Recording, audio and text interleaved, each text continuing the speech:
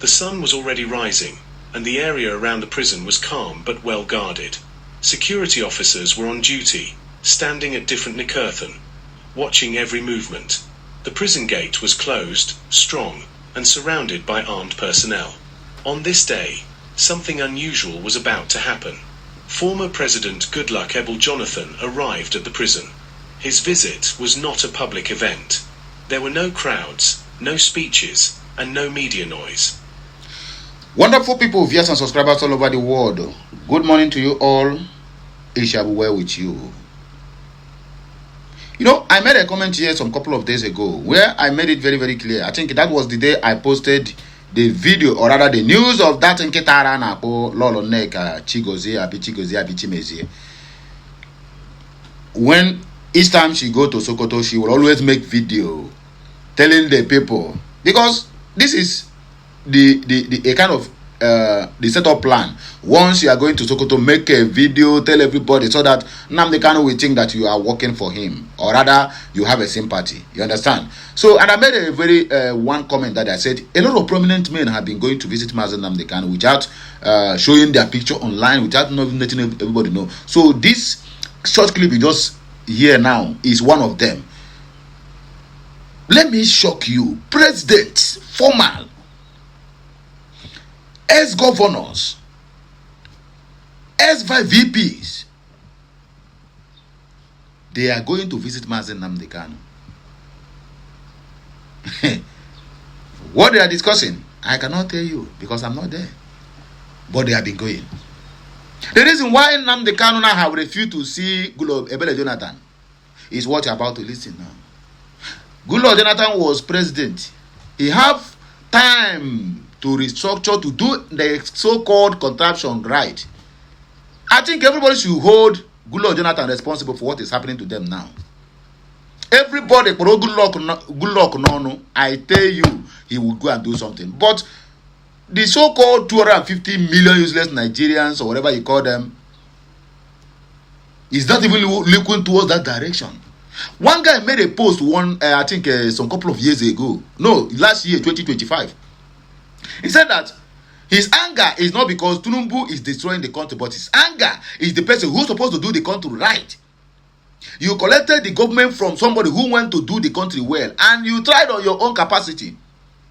But why must you give up the mandate when you know that what is coming is not something that is good for the people you claim you don't want them to die? Okay, you said you don't want that your victory does not want the blood of the so-called Nigerians that you care for. But from 2015, Buhari took over down to 2023, down to 2026 today. APC took over. Let me not Buhari. APC took over. There have been more deaths recorded, even more than what happened between 1966 to 1970. Yet you claim you don't want a drop of blood of. But 2009, do you know what they did to the so-called National Youth Service Corps? You know what they did to them? You know how they massacred them? All because of you. The only way you could have been get justice for them is for you to stand your ground and make sure that you do the country well. So going to visit Mazen Nnamdi Kanu, when you had the opportunity to do something, you couldn't do it. So Mazen Nnamdi Kanu, in fact, kudos to him for rejecting to see you. Kudos to him for saying, I don't want to see this weakling and no direction man. Look at the road to go to Otueke in your own constituency. No road there. But you build Almajiri schools in all the whole northern states. The same people you are building the same school are the one who betrayed you. In fact, they are the ones who told you you are weakling, and then they vote you out. Whether they rig you out or they vote you out, I cannot say. My people, let us continue listening to this news. The headline there: the reason why Nnamdi Kanu refused to see Goodluck Jonathan in Sokoto prison today will shock you. That is the reason, and you are going to hear the reason as we move forward. So please like, share, comment, and subscribe for more interesting videos. Makagene, Makada Mama. Oyana, let's go there. It was simple and direct. His convoy moved slowly as it approached the gate. The vehicles were clean and official. Security men around him were alert. As the convoy stopped, the officers at the prison quickly adjusted their positions. They already knew who was coming. One of the senior security officers stepped forward. He walked with respect and stood near the vehicle. When Jonathan came out, the officer greeted him properly. "Good morning, sir," the officer said. Jonathan nodded and greeted him back calmly. "I am here to see Nnamdi Kanu," Jonathan said in a clear and simple tone. There was a short silence. The officer looked serious. He did not rush to speak. Instead, he took a small breath, as if preparing to deliver a message that was not easy to say. "Sir," the officer began, "I have already delivered your request." Jonathan looked at him, waiting for the next words. The officer continued. Mr. Nnamdi Kanu gave a response. He said I should tell you that he does not want to meet you. Blood of God. Jonathan's face changed slightly. He was not expecting that answer. The officer went on carefully. He said no matter the reason, no matter the situation, he will not meet you. There was another silence. The air felt heavy. Even the officers standing around could feel the tension. Wow. But they remained still and professional. Jonathan did not speak immediately. He looked straight ahead, thinking. His visit was peaceful. He came with the intention to talk. Wow. But now, before even stepping inside, the answer had already been given. Refusal. He turned slightly and looked at the prison gate. It was still closed. Wow. Nothing had changed physically, but everything had changed in meaning. The officer stood quietly, waiting. He did not add anything more. His job was only to deliver the message. After a few seconds, Jonathan finally spoke. Okay. "Are you sure this is what he said?" Of he course. asked. "Yes, sir," the officer replied. My wife said, "If you win, we'll fly to Asia. If I win, we'll fly to Paris. I bet." Hey, good Lord, Jonathan, don't see the one way past BIT. Anyway, let us continue listening, I beg. And as you're watching, please kindly share, like, comment, and subscribe to my channel for more interesting videos. Please follow us on all our social media handles. And as you do that, may God Almighty continue to bless you, prosper you, and meet you at every point of your need. If you don't mind, please, let's continue. Let's go back to the listening box, okay? Let's go there, my people. God the Lord. The disappointment on his face, but he stayed calm. He did not raise his voice. He did not show anger immediately. Instead, he asked one more question. Did he give any reason? Okay. The officer shook his head gently. "Sir, he only said he does not want to meet you. He made it very clear." Wow. Jonathan looked down for a moment, then looked back up. His expression was now more serious. He had come all the way, but there would be no meeting, no conversation, Wow. no chance to speak face to face. Around him, his team members stood quietly. No one interrupted. Everyone understood the moment. The environment remained calm, but the mood had changed. What was supposed to be a simple visit had turned into something unexpected. Jonathan took a step back and looked at the officer again. "All right," he said quietly. There was nothing more to do at that point. The message was clear, and it was final. The officer gave a small respectful nod. "Thank you for understanding, sir," he said. Jonathan did not respond to that. He simply stood still for a few seconds, thinking deeply. This was not how he imagined the visit would go. He had come as a former leader, with the hope of having a conversation. But now, he was being turned away without even a meeting. The prison gate remained closed. The officers remained in position. Wow. And the message from inside did not change. Nnamdi Kanu had made his decision. No meeting, no discussion, nothing more. Wow. Jonathan slowly turned back toward his vehicle. And go. His movement was calm, but it carried weight. It was clear that he felt the situation deeply, even though he was trying to remain composed. As he walked back, the security around him stayed alert. Wow. The moment was quiet, but it was strong. He entered his vehicle again, and the door was gently closed. The convoy did not move immediately. There was a short pause, as if giving space for the moment to settle. Then finally, the engine started. The vehicles began to move slowly away from the prison gate. Wow. Behind him, the prison remained the same. Quiet, guarded, closed. But the message from that place had already gone out clearly. And everyone there knew one thing. This visit did not happen the way it was planned. After the message was delivered at the prison gate, Wow. the news began to spread quietly. People started asking one simple question. Why did Nnamdi Kanu refuse to meet former President Goodluck Ebele Jonathan? Later, Kanu made his position clear. His words were simple, direct, and easy to understand. I cannot meet him, Kanu said. Yeah. There was no confusion in his voice.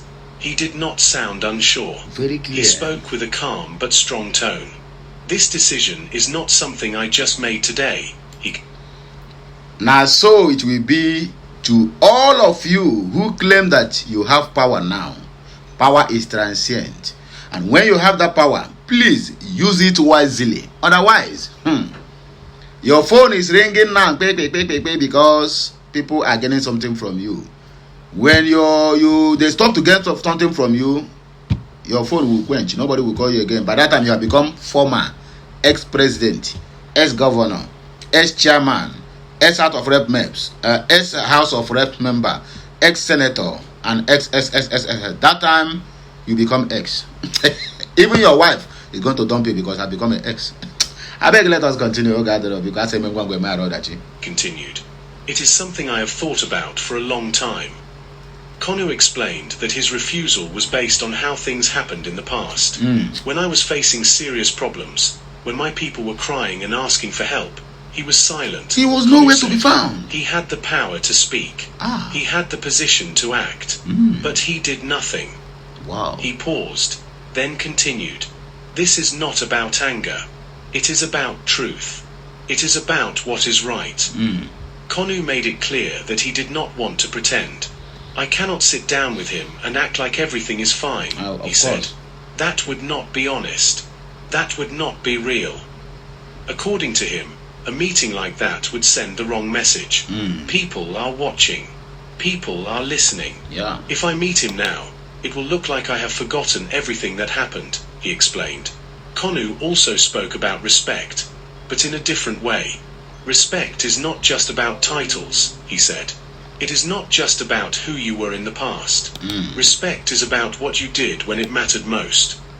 He made it clear that his decision was not about trying to insult anyone. I am not trying to fight him, Kanu said. I am not trying to cause trouble. I am simply standing on what I believe. Of course. His voice remained steady. I have a responsibility to my people. I cannot betray that responsibility just to make someone feel comfortable. Kanu also talked about trust. For a meeting to happen, there must be trust, he said. But in this case, that trust is not there. He explained that trust is built over time through actions, not just words. You cannot come now and expect everything to change in one moment, he said. That is not how life works. Kanu's message was not long, but it was strong. He repeated his position clearly.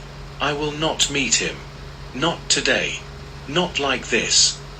He also added that his decision was final. This is not something that can be changed by pressure, he said.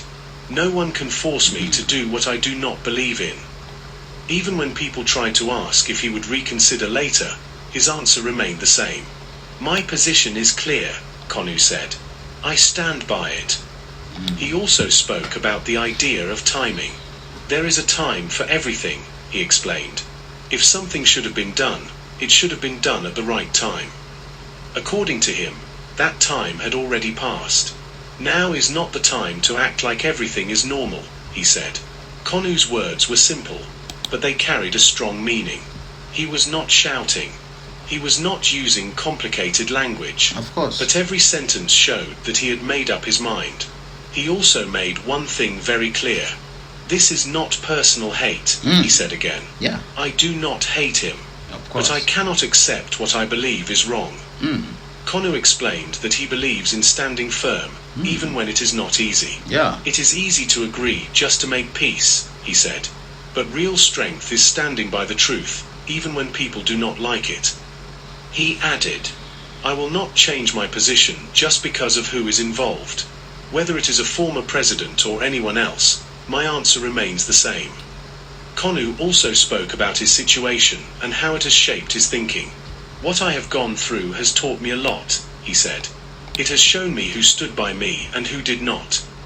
For him, That memory cannot be ignored. I cannot forget, he said simply. As his message continued to spread, it became clear that his refusal was not sudden or emotional. It was planned. It was thoughtful. And it was firm. I know people will talk, Kanu said. Some will agree with me. Some will not. That is normal. He did not try to convince everyone. I am not here to please everybody, he said. I am here to stand for what I believe is right. It's right. He ended his message with a final statement that left no room for doubt. My decision is final, Kanu said. I will not meet him. Yes. And with those words, his position was clear to everyone. Very, very clear. No meeting, no discussion, no change of mind. To Kanu, Just a firm Nnamdi. stand on what he believes. Nnamdi Kanu. After the message became clear that Nnamdi Kanu refused to meet former President Goodluck Ebele Jonathan, reactions began to come in. The first strong reaction came from Jonathan himself. He did not speak immediately at the prison gate. He remained calm at first. But after leaving the area and settling down, he finally shared his thoughts. I came in peace, Jonathan said. His voice was controlled, but his disappointment was clear. I did not come for any problem. I came to have a simple discussion. I came with respect. He paused briefly before continuing. For him to refuse to see me like that, without even giving me the chance to speak, is not right. Jonathan made it clear that he felt disrespected by what happened. This is not how things should be done, he said. When someone comes to see you, especially in peace, the right thing is to at least listen. He explained that even if Kanu did not agree with him, a meeting could still have taken place. Of course. We could have talked. We could have shared ideas. We could have tried to understand each other, Jonathan said. But to refuse completely, without even a short meeting, is an insult. His words were simple, but they carried weight. Jonathan also spoke about his position as a former leader. I have served this country, he said. I have given my time and my effort to Nigeria. So, I deserve a basic level of respect. He was not shouting. He was not angry in an aggressive way. But his words showed that he felt deeply hurt by the situation.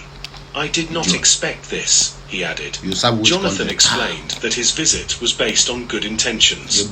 I came because I believed it was the right thing to do, he said. I came because I wanted peace and understanding. He shook his head slightly as he spoke. But this outcome is disappointing. Despite his feelings, Jonathan also made it clear that he would not force anything. If someone says they do not want to see you, you cannot force your way in, he said.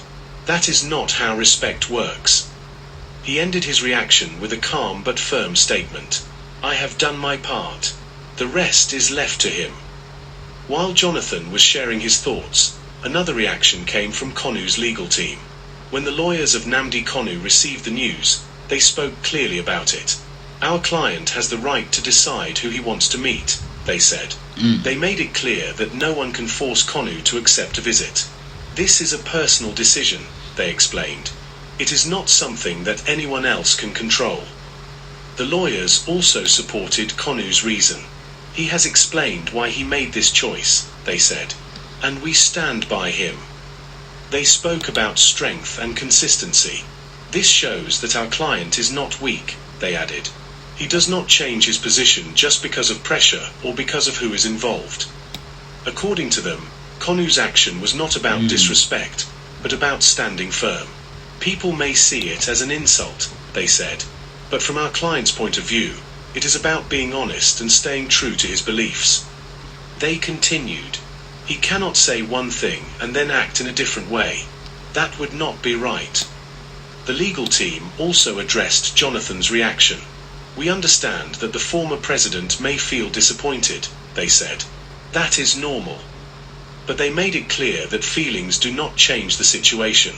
Respect goes both ways, they added. Of course. Our client also expects his own position to be respected.